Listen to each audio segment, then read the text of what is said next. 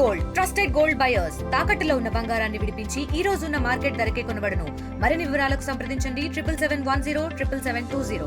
మీ అందరికీ తెలిసిందే, తెలంగాణ రాష్ట్ర ప్రభుత్వం రాష్ట్రంలో ఉన్నటువంటి ఓబీసీ వర్గాలకి 42% రిజర్వేషన్ కల్పించాలనేటువంటి ఆలోచనతో సిపెక్ సర్వే చేసి ఆ సర్వే ఆధారంగా రాష్ట్ర ప్రభుత్వం క్యాబినెట్లో నిర్ణయం చేసి శాసనసభలో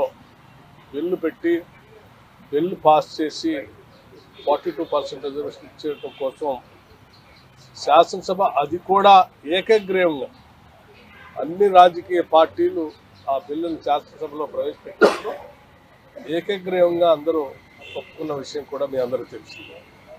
దాన్ని బేస్ చేసుకొని రాష్ట్ర ప్రభుత్వం జీవో ఇష్యూ చేసి స్థానిక సంస్థల ఎన్నికలకి పోతున్నటువంటి ఈ తరుణంలో సుప్రీంకోర్టులో ఒక కేసు దీనిపైన వేసినటువంటి దరిమిల ఈ సుప్రీంకోర్టులో రాష్ట్ర ప్రభుత్వం తరఫున వాదించి దీన్ని ముందుకు తీసుకొని పోవటం కోసం సీనియర్ అడ్వకేట్ అభిషేక్ సింఘ్వి గారిని అట్లాగే ఇతర సీనియర్ అడ్వకేట్ కూడా రాష్ట్ర ప్రభుత్వం వారందరినీ నియమించుకొని ఈరోజు సుప్రీంకోర్టులో వాదనలు వినిపించడం కోసం వెళ్తా ఉన్నాం.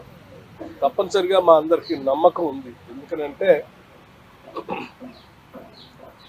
న్యాయస్థానాలు గతంలో చెప్పినప్పుడు కూడా ఇందిరా సహాని 1991-92లో ఎంపిరికల్ డాటా ఉంటే దాన్ని బేస్ చేసుకొని రిజర్వేషన్ చేసుకోవచ్చు అనేటువంటి ఆలోచన కూడా ఆ రోజు ఆ తీర్పులో మనం గమనిస్తాం. సో దాన్ని చాలా సంవత్సరాలు చాలా రాష్ట్రాల్లో బహుశా దాదాపు స్వాతంత్రం వచ్చిన తర్వాత ఇంతవరకు తెలంగాణ రాష్ట్రంలో చేసినట్టుగా సిపెక్ సర్వే ఎక్కడ చేయలేదు. ఆ ఎంపిరికల్ డాటా లేకపోబట్టే ఆ 50% క్యాప్లో ఉంచడం జరిగింది. కానీ ఈరోజు తెలంగాణ రాష్ట్ర ప్రభుత్వం చాలా స్పష్టంగా సిపెక్ సర్వే చేసి ఎంపిరికల్ డాటాతో ముందుకొచ్చింది కాబట్టి దీనిపైన ఎటువంటి ఇబ్బంది ఉంటుందని మేము అనుకోవట్లేదు.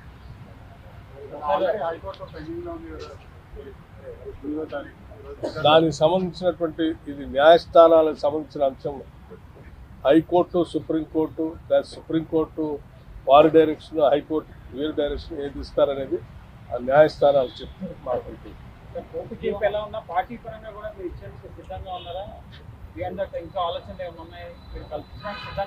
ఊహాజనితమైనటువంటి ప్రశ్నలు ఇది.